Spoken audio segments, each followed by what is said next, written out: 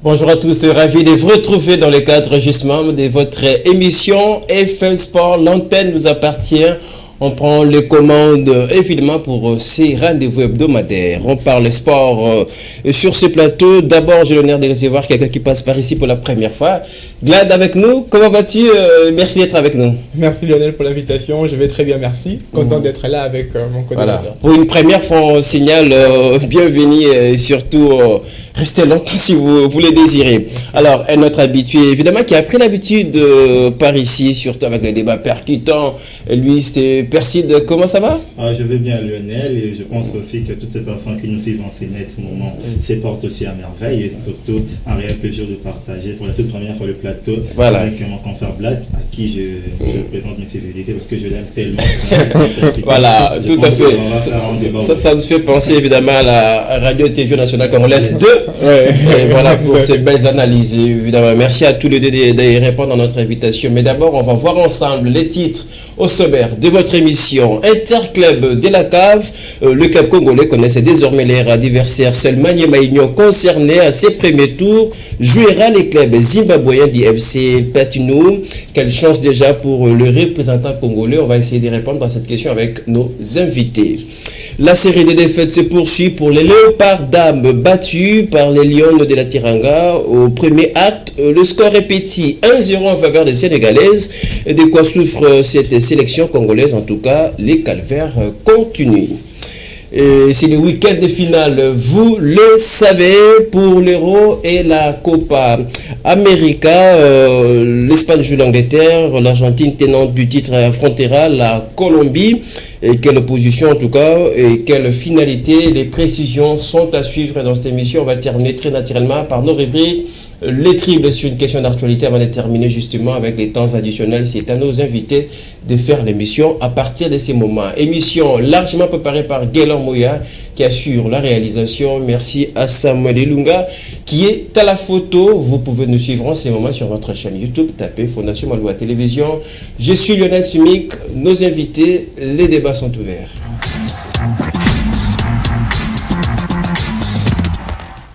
L'heure de vérité approche, c'est désormais une affaire d'un mois en tout cas pour Maniema Union qui va faire ce début, lui concerné.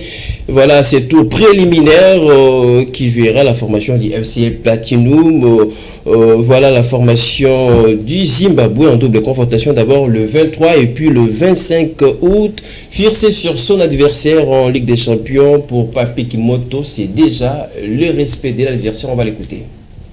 On est content, on connaît l'adversaire qui va jouer contre nous au préliminaire, le premier tour préliminaire. Et là, on peut se préparer à conséquence par rapport à l'adversaire. Ça déjà, on est content là-dessus. Mais parler des tirages, Clément, je ne pense pas. Le football africain a déjà vraiment tellement progressé. Il faut vraiment se préparer à conséquence parce que ça va pas être facile. Papi Kimoto, entraîneur de cette formation de Maniema Union. En tout cas, c'est une formation qui nous a émerveillé toute cette saison au championnat national. Mais d'abord, quel tirage pour les unionistes? Moi, je dirais un tirage préalable pour eux parce que affronter Ngezi qui n'est pas aussi connu au niveau africain, au niveau continental, c'est une chance qu'ils ont eue parce que c'est le seul club congolais qui n'a pas eu à être exempté.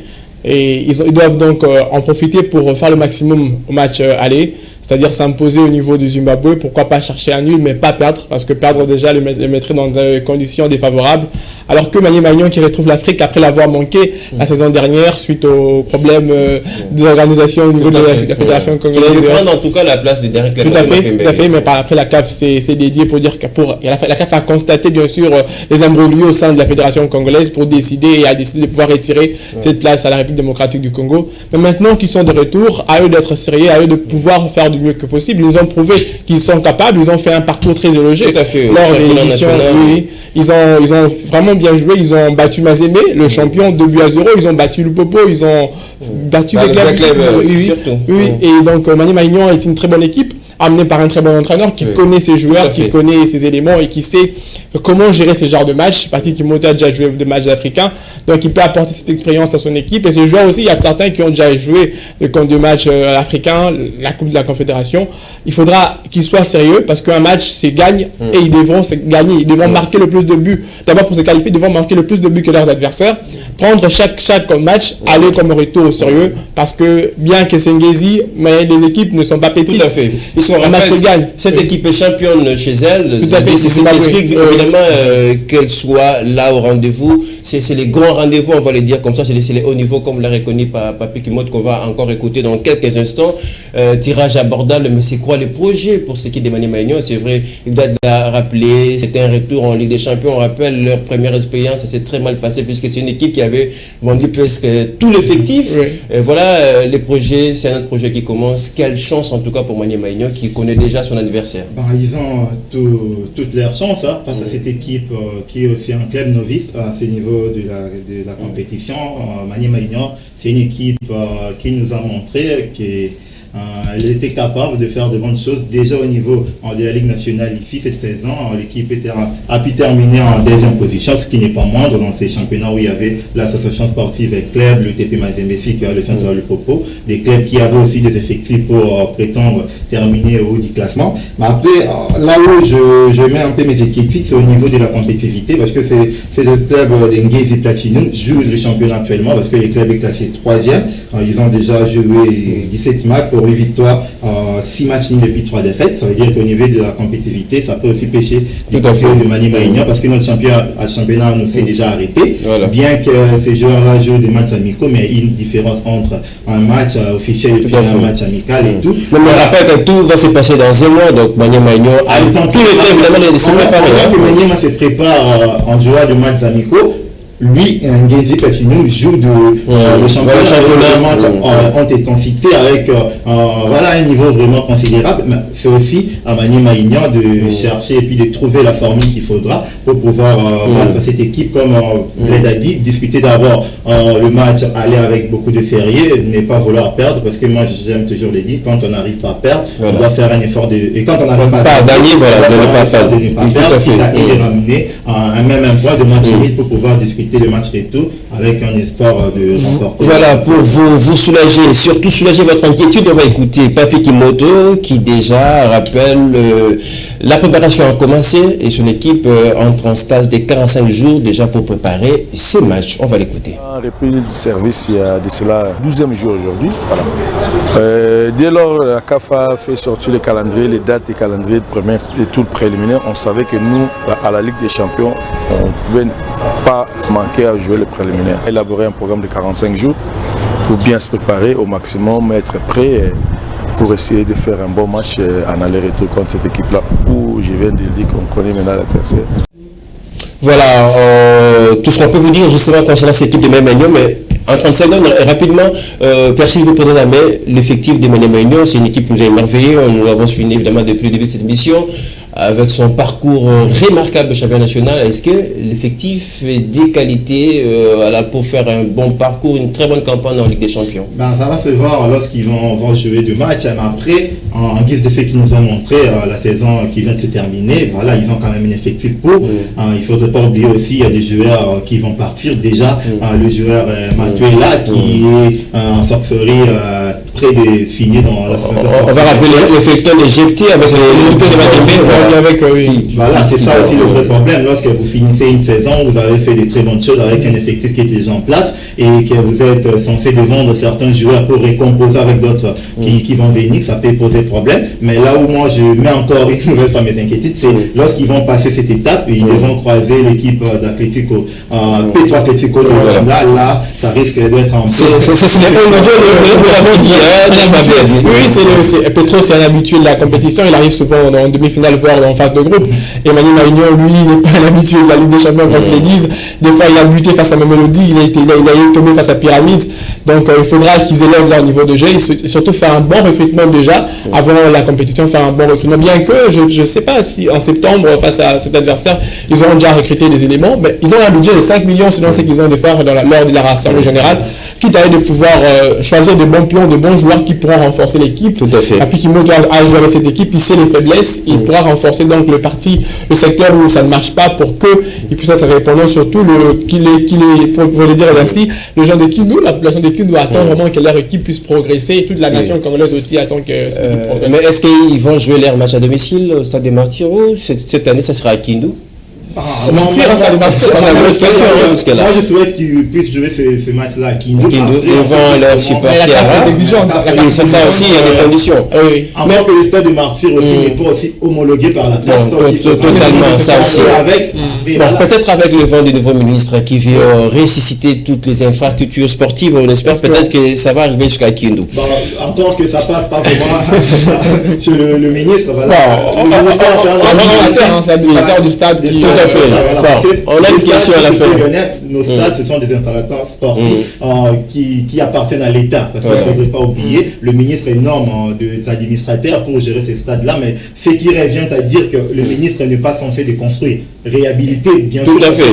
Mais la Première ministre, elle avait dit lors de la présentation de son programme, non seulement réhabiliter, mais construire d'autres. Oui, ça c'est à mettre en compte. Nous avons tout un ministère qui est consacré au logement et puis ce qui est de bâtir et puis de construire. C'est pas le ministre. Merci beaucoup. Alors, je rappelle l'exemple du premier tour. Les 3 autres clubs congolais connaissent également leurs adversaires. Mazembe, la Ligue des Champions, fera son entrée 16e de finale et se déplacera contre le vainqueur du Malawi, puis Red Atui de la Zambie. En Coupe de Confédération, on rappelle que le Popo entreront en 2e tour. Déjà, les prochains tours croiseront respectivement le vainqueur de Hotspur, de Estonie, et puis c'est la Boche de l'Afrique du Sud, ainsi que Bravo do Marquis d'Angola, et puis voilà, Kostra Union de la Tanzanie. Et une dernière question pour nos clubs qui retrouvent d'ailleurs les interclubs, et c'est Mazembe qui a fait la demi-finale la saison dernière. Oui. L'objectif pour nos clubs, est-ce que c'est la phase de groupe? En 30 secondes, on va terminer. Oui, exactement, parce qu'ils sont exemptés du tour préliminaire. Ils doivent absolument gagner ces matchs, ces doubles confrontations. Mazembe connaît Nyaga Belets, il les connaît très bien, il les a joué déjà la saison passée. Et Mazembe, Red Arrows aussi, c'est pas une équipe forte, c'est une novice dans cette compétition. Donc Mazembe a l'obligation, pour avoir été demi-finaliste l'an passé, il a l'obligation de se retrouver en phase de groupe. C'est la moindre des choses. Pour le club, Mazembe rôle un peu de guide, celui qui guide un petit peu. Tout à fait. Et cette fois-ci, on pense que Mazembe fera mieux que la saison dernière. On pense que Mazembe pourra aller en finale. On pense que Lamine Diaye aura maîtrisé encore plus son effectif et aura aussi étoffé son effectif de bons joueurs. Et Mazembe pourra aller le plus loin possible. Voilà. Et pour V-Club aussi, V-Club nous a déçus en championnat au niveau local. Ils se sont rattrapés. Tout à fait. Avec la Coupe du Congo. Et maintenant de pouvoir déjouer les pronostics et ils sont exemptés du tour préliminaire, à eux de montrer maintenant qu'ils ont mérité de cette manière d'être exemptés et de pouvoir filer en phase de groupe. Donc pour Mazembe faut attendre le 16e de finale, mais pour V-Club et le Popo en Coupe de Confédération, c'est déjà les prochains tours. Pour le TP, je n'ai pas trop d'inquiétude là-dessus. Voilà, même si l'équipe ne va pas arriver à gagner la compétition, mais au moins dans les derniers carrés, je pressens voir Mazembe. Et pour vous, les derniers carrés, c'est quoi? La phase de groupe? Les derniers carrés, c'est au moins attendre les demi-finales. Pour Mazembe, oui, je pense qu'ils vont bien le faire, comme l'ami a dit, Lamine Diaye, il est venu trouver l'équipe avec un effectif qui certains joueurs ne rentraient pas dans sa philosophie de faire des choses. On a vu qu'il a su bâtir une équipe avec une solidité défensive quand même énorme. Il faut aussi mettre les moyens pour aménager et recruter d'autres joueurs. Voilà, il faudra aussi lui donner les moyens de sa politique. Je pense que le TP Mazembe va assez bien le faire. Chaque année, les TP visent toujours d'aller le plus loin possible. Mais pour la suite à laquelle, je pense que l'équipe va connaître le même problème que l'équipe a connu cette saison. Lequel? Remanier la quasi-totalité de leur effectif. Oui, mais parce que cet effectif ne répondait plus. On a dit que cette équipe a proposé tout au long de la saison. Il faut bien le faire, ça peut bien marcher, mais ça ne peut pas aussi marcher parce que la mayonnaise risque de ne pas prendre rapidement forme, parce que vous recrutez des joueurs qui n'ont jamais joué ensemble. Il faudrait qu'il y ait de la cohésion, qu'il y ait des automatismes qui peuvent se créer entre eux. Et ça risque espérons qu'ils auront le temps de préparer ces matchs, puisqu'on rappelle que le club est exempté de ce premier tour. On le verra, tout va avec les projets, surtout avec la nouvelle coordination évidemment qui a pris les rênes de cette équipe du V-Club. Voilà tout ce qu'on peut vous dire concernant l'avenir de nos 4 clubs congolais représentants de l'RDC aux interclubs. On va continuer à suivre de près. Allez, on va prendre la direction de Dakar. On va s'intéresser à nos dames des léopards.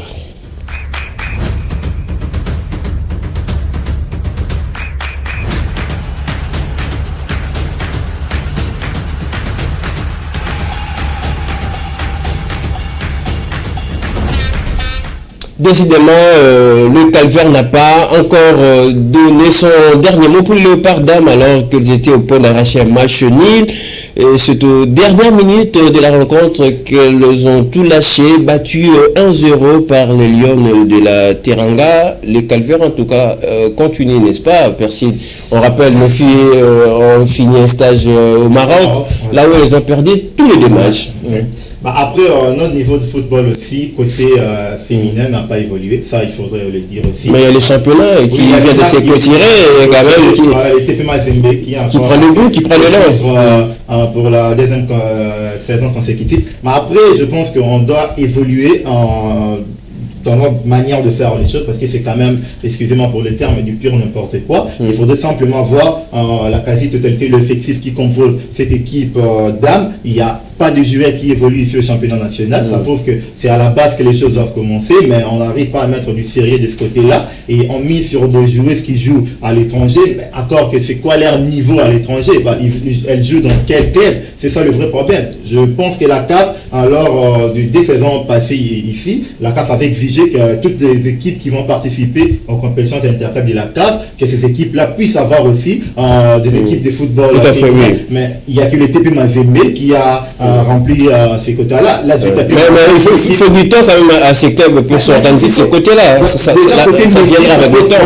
Pour le club de s'organiser côté métier, ça pose problème. A fortiori côté dames. Voilà, le problème, je pense que c'est à la base. Comment est-ce que nos jeunes filles sont encadrées? Parce qu'on ne peut pas toujours compter sur des talents qui viennent de l'extérieur. Donc pour la plupart, ce ne sont pas des joueuses qui ont commencé à jouer ici au niveau local. Alors de quoi souffre cette sélection congolaise? Est-ce que c'est pas parce que cette sélection, on va rappeler, n'a pas des staffs reconnus? Il y a Papi Kimoto qui a servi des sapeurs-pompiers pour la qualification. Aujourd'hui, il n'a pas toujours de contrat officiel avec la RDC. C'est quoi le vrai problème? Le vrai problème, c'est l'encadrement. L'encadrement, l'organisation, la gestion. Je dirais ça peut se choquer des gens, mais ils ne sont pas encadrés encore. Il n'y a pas vraiment d'intérêt. Il n'y a pas d'intérêt pour cette équipe, cette sélection féminine. On sent vraiment qu'ils se débrouillent. On sent vraiment qu'ils s'efforcent, mais qu'ils ne sont pas soutenus. Il n'y a pas de moyens, il n'y a pas un soutien conséquent. Et on voit même que, parce que Mazembe a remporté la LINAF, mais Mazembe a des joueurs congolaises, des joueuses congolaises, qui évoluent ici, mais pourquoi ne pas les prendre? Pourquoi aller chercher ailleurs alors qu'il y a une équipe de Mazembe qui a des bons joueurs, de bons joueurs. Les précédentes sélections, oui, les joueurs de Mazembe qui ont pris en sélection. Si, mais l'équipe nationale est en stage. Ça fait que c'est ce calendrier-là, c'est vraiment des calendriers. Mais puisqu'on va rappeler quand même la CAN reportée, et ces matchs vont évidemment dans le cadre des préparatifs, etc. Bon, ça explique quand même. Mais il n'y avait pas d'urgence parce que la CAN reportée, il n'y avait pas d'urgence. Il fallait attendre que les joueuses d'ici terminent leur championnat et puis prendre le meilleur, parce qu'on sait qu'il y a le meilleur. À Magne, il y a des bons joueurs. Mais ce n'est pas aussi dans l'instant, je rappelle, il y en aura d'autres en marge de cette prochaine Coupe d'Afrique. Mais quand on veut aller loin, on doit savoir se préparer. Et on l'a remarqué, le football congolais, le football féminin, est vraiment négligé dans notre pays. Quand on regarde, regardez même l'ampleur, lorsqu'on joue de matchs ici, lorsqu'elles jouent, les dames, elles jouent à Kinshasa, au Stade des Martyrs, il n'y a pas de supporters, il n'y a pas de monde, même ces autorités ne viennent pas pour soutenir le club, ces joueuses-là. Donc, il n'y a pas d'intérêt. Alors que nous voulons rehausser le niveau du football, pas seulement pour le monsieur, mais aussi pour les dames. Parce que c'est l'honneur du pays. La force d'une nation, c'est aussi avoir une équipe joueuse, féminine joueuse, qui arrive à rivaliser. La France aujourd'hui est entraînée par Hervé Renard. Hervé Renard est passé par la Côte d'Ivoire, par la zone, mais il a compris l'importance aussi d'entraîner une équipe féminine. Le football féminin 3 qui engage beaucoup d'argent ailleurs.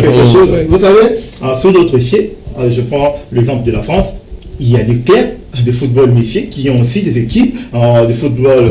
Paris Saint-Germain. Mais voilà, ça veut dire qu'on doit d'abord commencer ici, au niveau local, d'instaurer cette culture-là. Ça veut dire que le football, c'est pas un sport dédié à monsieur. Voilà, les dames peuvent aussi jouer. Tout ça. Alors, l'encadrement sur le plan local, c'est l'impression que ça va donner sur le plan continental et puis international. Déjà, nous avons des clubs qui ne mettent pas au sérieux le football féminin. À combien plus forte raison une équipe nationale qui doit nécessairement être composée d'abord de joueuses qui jouent ici sur le plan national, parce qu'on doit avoir une identité des jeux. Voilà, c'est là, c'est caractéristique. Voilà. Mais voilà pourquoi je dis, il y a besoin de signer est un sélectionneur capable en tout cas. Non, voilà. Il faudrait qu'il y ait une bonne gestion. Il faudrait que l'on gère très bien les choses pour le dame. Parce que chez les messieurs, on voit que même le président s'implique. Mais chez les dames qui s'impliquent. Le président qu'on appelle même l'homme de la. Le champion de la masculinité. Mais lorsque le dame joue, il n'est même quand il n'est pas là, voilà, il envoie quand même ne serait-ce ses représentants. Alors après, c'était qu'un match aller, le retour prévu en tout cas déjà les 16 juillet prochain. Comment rebondir en tout cas pour sortir quand même de Dakar avec ne fût-ce qu'un match il est mort et juste pour tirer peut-être ces stages-là. Moi, je suis trop pessimiste. En fait, d'abord, l'objectif, c'est pas que les dames puissent gagner ces matchs-là, c'est de matchs qui permet à ces dames-là de se préparer pour la CAN en 2025 et tout, voilà, quitte à eux d'être un peu sérieuses aussi dans leur manière de jouer parce qu'il y a aussi trop d'innovation. On parle quand même comme une élection professionnelle, voilà. Après, mais face au Maroc, il y a eu quand même des gestes anti-sportifs. Tout à fait. Nous allons passer ce chapitre-là. Comment rebondir pour ce match retour? Et d'ailleurs, on rappelle, le monsieur intéressant d'ailleurs sorti du Dakar avec ses matchs nuls, qui pour nous était considéré comme une victoire quand même, puisque ça faisait longtemps qu'on avait réussi à battre le Sénégal. Est-ce que les filles au match retour peuvent faire quand même l'essentiel? Oui, pourquoi pas, on ne peut pas être pessimiste, c'est le pays. L'entraîneur a remarqué de failles, l'entraîneur a vu comment est-ce que les joueuses ont joué, comment est-ce qu'ils ont lâché à la dernière minute, l'entraîneur va corriger ces failles et on espère sincèrement que avec le retouche qu'il aura à faire, le changement qu'il aura à opérer parce qu'il faudra faire du changement, parce que je sentis qu'ils étaient fatigués. Ils ont beaucoup donné, ils ont beaucoup défendu. Mais évidemment, ce qui est similaire et cruel dans tout ça, elles ont perdu contre le Maroc. Aux dernières minutes, c'est le même qui se répète. Du match. Il faudrait que l'entraîneur puisse revoir ces choses afin qu'elles puissent être répondantes parce qu'on ne peut pas jouer des matchs et le perdre quand même. Certes, ces matchs sont des matchs tests qui permettent de pouvoir voir le niveau de chacune, et voir aussi le secteur où ça ne marche pas. Mais il faudrait quand même préparer les joueuses, surtout mentalement, pour gérer la fin du match parce que le mental aussi compte.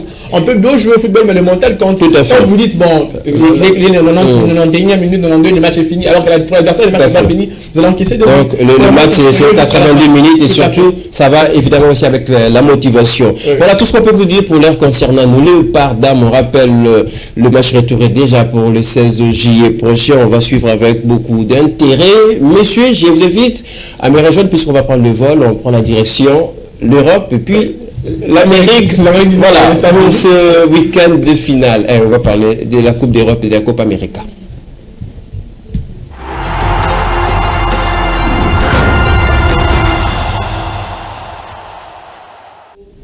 C'est peut-être le week-end le plus décisif, le week-end de finale des compétitions majeures, compétitions différentes. D'abord en Europe, l'Espagne joue l'Angleterre, c'est l'affiche de la finale. L'Espagne, présente la meilleure équipe de la compétition. Jusque-là, face à l'Angleterre, sans convaincre peut-être, veut retrouver le sommet du football européen.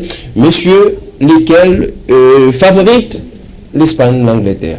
L'Espagne, bien évidemment, c'est l'Espagne parce que c'est l'équipe qui pratique le meilleur football. C'est la meilleure équipe du tournoi. Attention, c'est la finale, hein? Oui, je vais y arriver. La finale ne se joue pas. Tout à fait. La finale se gagne. L'Espagne, c'est la meilleure équipe du tournoi. 6 matchs, 6 victoires. La seule équipe à avoir eu fait 9 points sur 9. Les Espagnols sont vraiment forts. Ils ont de meilleurs 2 fuseaux, là, à gauche et à droite.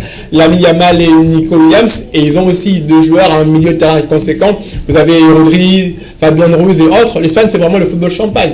Mais du côté des Anglais, ils ne sont pas là par hasard. C'est leur deuxième finale de suite. La deuxième finale de suite, ils étaient là en 2021 où ils ont perdu chez eux face aux Italiens. Et les Anglais ne voudront pas répéter encore cette défaite. Gareth Southgate a appris de la dernière finale. Il sait que l'Espagne, c'est une équipe joueuse. Il a regardé les matchs de l'Espagne, je pense. Et l'Angleterre a aussi des éléments à faire valoir. Tantôt, on parle de Nico Williams, de Lamine Yamal, qui est le meilleur passeur décisif de cette compétition. On parle aussi du côté anglais d'un certain Jude Bellingham, qui a marqué 2 buts. Après une très belle saison avec le Real Madrid. Meilleur joueur du championnat espagnol, deuxième meilleur buteur. Il y a également Harry Kane, qui est le co-meilleur buteur. Lui, en tout cas, il doit aussi, rompre avec la malédiction. Tout à fait. Voilà. L'Algérie a remporté, c'est un joueur poisseux. Même vraiment que demain, ça sera vraiment la fin de cette compétition. Parce que Harry Kane a tout fait pour l'Angleterre. C'est le meilleur buteur avec 67 réalisations. Il est le meilleur buteur, le co-meilleur buteur de cette édition. Tout à fait. Et avec 3 réalisations. Mais l'Angleterre a aussi des éléments à faire valoir. Tout à fait. Il y a Bukayo Saka, il y a tout à l'heure, on va parler des hommes quand même. Je voulais avec vous, Percy, quand même. C'est une affiche, de finale. Espagne-Angleterre, c'est des styles différents, des styles opposés. Oui, après, l'Espagne a une identité de jeu bien connue, c'est comme... le football champagne. Tout à fait. Mais côté anglais, c'est plus côté physique et puis la vitesse qu'ils mettent dans l'air transition, défense milieu attaque et tout. Mais c'est pas ce que je vis tout au long de cette compétition, bien que l'équipe est arrivée en finale. Mais c'était plus des individualités. Henry Kane sorti son grand match et Jules Bellingham également. Bien qu'avant le début de cet Euro, l'Angleterre était considérée comme une nation favorite, de même que l'Espagne, l'Allemagne ainsi que la France et puis le Portugal. Je pense que l'Espagne, c'est la nation qui a confirmé et puis qui a endossé ces costumes-là de favoris. Pourquoi? Parce que elle joue bien et puis elle est arrivée jusqu'en finale. Après, côté espagnol, il y a quelque chose de défini déjà quand ça joue, vous comprenez ils veulent faire et tout, mais côté anglais, ça patauge un peu plutôt. Pourquoi? L'entraîneur Gareth Southgate a déjà commencé le match avec plus de 11 types différents. C'est-à-dire que ça pose il a commencé au départ avec 4-3-3, il est passé les 3, 5-3. Comme relayeur, il a mis Gallagher, il joue maintenant avec Maindo, je crois. Maindo de United. Après, côté anglais, il y a aussi des armes à ce pourquoi il ne faut pas oublier. Je peux quand même me tromper, mais offensivement, je pense que l'Angleterre a plus du talent que les Espagnols. Et puis, le banc, il y a plus de joueurs talentueux. Il y a quand même tout le monde peut marquer en Espagne. Tout le monde peut marquer parce que vous prenez Mikel Merino au milieu de terrain, vous le faites monter. Mais je pense qu'en termes de qualités intrinsèques, parce qu'avec l'équipe anglaise, vous avez quand même des joueurs comme Palmer, vous avez Watkins qui a marqué le but qu'il est entré, vous avez tant de bons joueurs, Bowen et tout ça. Mais là où ça pose problème, je pense que c'est les schémas tactiques mis en place par... Là où je voulais vous amener pour terminer avec cette première finale, c'est le combat des hommes. On rappelle quand même, on a cité Laguna, Bellingham, Harry Kane, qui sont quand même des têtes d'affiche côté anglais. Mais de l'autre côté, il y a un gamin qui a vu... en tout cas, qui fête ses 17 ans aujourd'hui, c'est lui qui espère peut-être porter cette équipe espagnole. On ne va pas oublier Nico Williams également, qui a fait une très belle compétition jusqu'à là. Oui, ce sont deux joueurs que l'entraîneur Luis de la Fuente nous a fait connaître. Certes, Nico Williams était déjà là lors de la Coupe du Monde 2022. Mais il y a mal aussi avec le Barça, c'était déjà... Il est déjà connu, mais il s'est encore révélation. Parce qu'en 13 sélections, vous marquez 3 buts et vous faites déjà 7 passes décisives. Donc, c'est quand même quelque chose de considérable, et surtout ce but qu'il marque contre la France à son âge, comme vous faites ce genre de choses. Référentiel. Et pour revenir au stade, Lamine Yamal, c'est un but, 3 passes décisives. Il y a Olmo aussi qui est remplaçant de taille. On sait que pas de Pedri serait défavorable, mais on a découvert Dani Olmo qui se réinvente. C'est aussi le co-meilleur buteur avec Harry Kane, 3 buts déjà avec 2 passes décisives. Il y a également Morata qui a un but qui déçoit aussi. Mais du côté espagnol, qui ne marque pas, mais quand même, il fait un gros boulot. Il fait un très grand effort. Il y a aussi Cucurella qui peut s'émouiller à l'attaquant et proposer des solutions. Et il y a Rodri également qui frappe de loin. Il y a aussi Fabien Ruiz. Donc l'Espagne a des valeurs intrinsèques aussi. Il ne faut pas négliger. Ce qui me surprend le plus, c'est Fabien Ruiz, parce que moi, je l'ai connu du côté de Naples. Ce qu'il a fait, c'était quand même pas mauvais. Arrivé au Paris Saint-Germain, c'était pas vraiment le... Tout à fait, c'est un joueur qu'on a un petit peu perdu ses qualités. Ressentir un peu, sortir tous ces trondés et tout. Alors, mais moi je pense que l'Angleterre peut aussi souffrir du fait qu'ils n'ont jamais gagné l'Euro. Parce qu'il ne faudrait pas oublier, l'Espagne... C'est l'esprit de gagnant. Voilà, tout à fait. Ça peut être préjudiciable pour eux, parce qu'on se souvient même avec l'équipe néerlandaise, lorsqu'ils arrivent en finale, c'est toujours compliqué. Voilà, l'Angleterre, je pense que du fait qu'ils ont joué la finale de la précédente édition, ils peuvent gagner en termes d'expérience et tout, mais sur l'air des jeux, je trouve une équipe anglaise un peu timide dans leur manière de jouer. Il n'y a pas beaucoup de la largeur, de transmission un peu attaque-défense. Vous citez le nom de Jude Bellingham, mais pour moi, il met ça parce qu'il ne fait pas un très bon héros. Il a perdu l'Angleterre 2 fois face à la Serbie, face à Slovaquie, mais grâce à lui que l'Angleterre est là.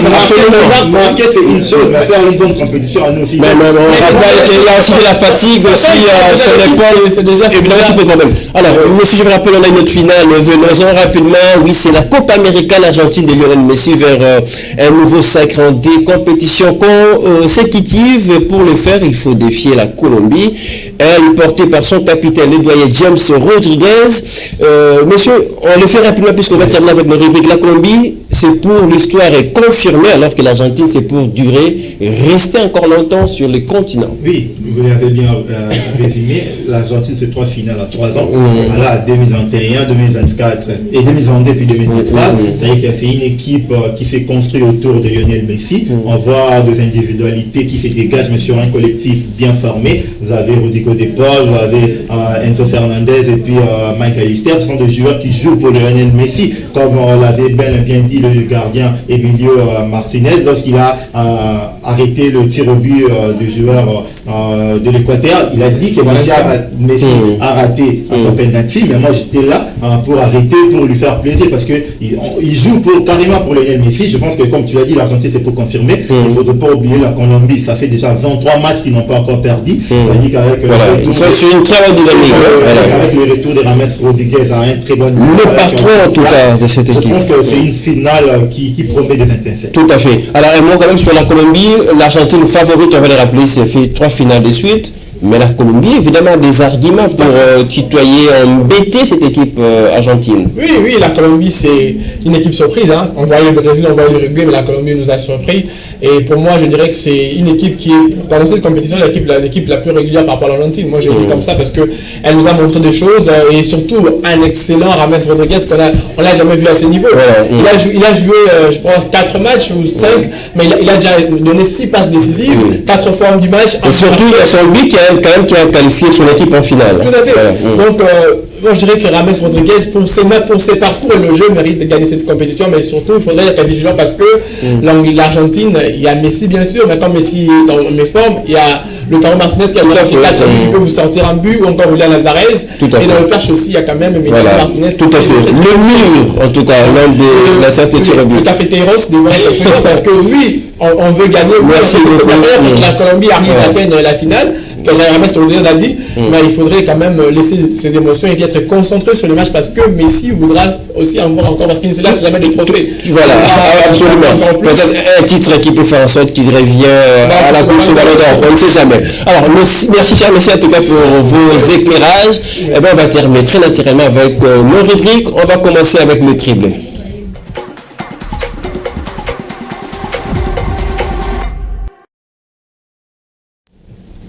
Allez, passe à présent la rubrique Les Dribbles. C'est à nos invités de faire l'émission. Ça se passe entre Pierre Sid et Blad, qui va d'ailleurs goûter pour la première fois la tradition chez nous. Alors, pour vous, pour ce début en fonction du ministre des Sports, DJ Boudimou, je cite, a effectué 2 tournées d'abord à Kinshasa puis au Congo central, dans le but évidemment de relancer les installations sportives. On en a parlé évidemment à un moment dans l'émission. Alors, quelle entrée, en 30 secondes, on est en train de terminer. Quelle entrée pour le ministre des Sports? Est-ce que ça rassure pour la suite? Oui, ça rassure une bonne entrée parce que c'est un ministre qui veut gagner la confiance, qui veut gagner en confiance, qui veut poser ses marques. Et déjà, en rassemblant déjà un mouvement sportif, avant tout, c'est quelqu'un qui s'appelle à l'unité. Donc, je vais travailler avec vous, je veux que vous puissiez m'accompagner. Et non seulement ça, les infrastructures posent problème. Il n'y a pas de foot, il n'y a pas de sport sans infrastructures. Ils cherchent déjà à voir comment est-ce que je vais réparer ça ou ça pour permettre à ce que les athlètes, le faiseur de l'événement, puissent avoir des conditions favorables pour se produire. Voilà, on a eu beaucoup de doutes sur le nouveau ministre. Ce n'est pas un technocrate, etc., un politique, mais son entrée inscrite, ça peut promettre de bonnes choses, surtout pour assurer évidemment la relève du sport congolais. Pour moi, je pense que le ministre est tombé dans une erreur que ses prédécesseurs ont pu faire. Pourquoi? Parce que vous visitez les installations sportives là où on pratique le football. Parce que le sport, c'est pas que le football. Non, mais ce n'est pas tout. Il va poursuivre cette tournée. En marge de ce que moi j'ai vu, c'est que des... Mais attends, il visite des installations qui existaient, qui étaient abandonnées. C'est juste pour préciser. Je ne suis pas d'accord avec lui, c'est pas ça sa mission première en fait. Voilà. Parce que quand on parle du sport, on ne parle pas que du football, on ne parle pas que des installations sportives, mon frère. Ici, nous avons un sérieux problème, d'abord sur le plan de la gestion, et puis d'une vision claire, et puis du côté financier. Mais attention, c'est le gouvernement qui dicte la politique. Voilà, rapidement. Le gouvernement, c'est dans son ensemble. Lui n'est que là dans un secteur pour pérenniser la vision globale du gouvernement. Mais dans son secteur, c'est d'abord la priorité, la première ministre l'avait dit. Ce sont les installations. Quand vous visitez ceux qui sont censés construire, c'est le VPTR, construction, bâtiment et tout. Moi, je pense que ce qui devrait faire le ministre, c'est d'abord... Pour terminer, voilà, c'est d'abord, il y a des états généraux du sport qui ont été déjà faits ici. On a donné des recommandations. Oui, ça fait partie de ces missions. Pourquoi ne pas commencer par là? Bon, je vous invite à aller voir les priorités du ministre, la loi sportive. Si tu me permets, le vrai problème ici, c'est quoi? Vu que les sports ne bénéficient pas d'une subvention globale de la part du gouvernement, les ministres s'accaparent du football parce qu'ils savent que... Merci beaucoup. Merci. Le message est passé. Allez, c'est à vous de départager sur notre page Facebook, mais également sur notre chaîne YouTube. Allez, venons rapidement au temps additionnel pour terminer.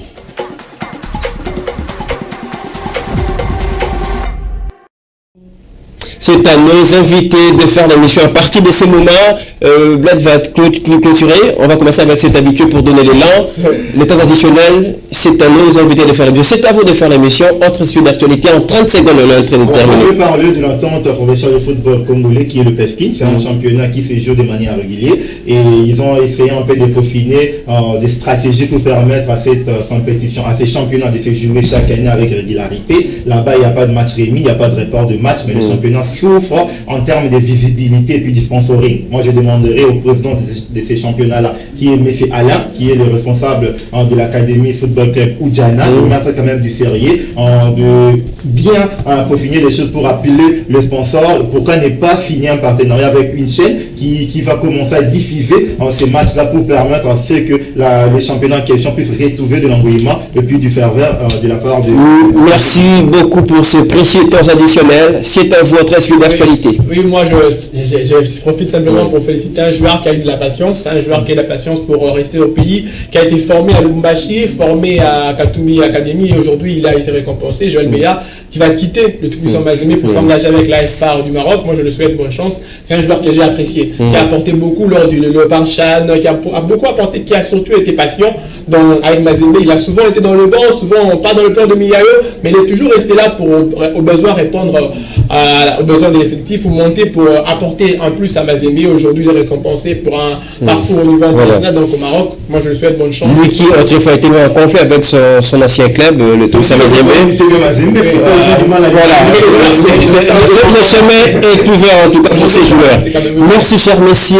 Merci, Bled, d'ailleurs, pour la première fois, mais pas la dernière fois, d'avoir composé les castings d'aujourd'hui. En tout cas, FM Sport s'arrête là pour aujourd'hui. On vous souhaite quand même un excellent week-end de finale. Ça se passe déjà demain. Voilà, à Berlin, entre l'Espagne et l'Angleterre, et puis on sera à minuit. Alors, il faut veiller. Il faut veiller pour voir cette finale. Très compliqué. Mais pour l'amour qu'on porte au football, eh bien, on va veiller. L'émission est terminée. Merci à toute l'équipe qui a participé à la fabrication et surtout à la réalisation. Continuez à nous regarder sur notre chaîne YouTube.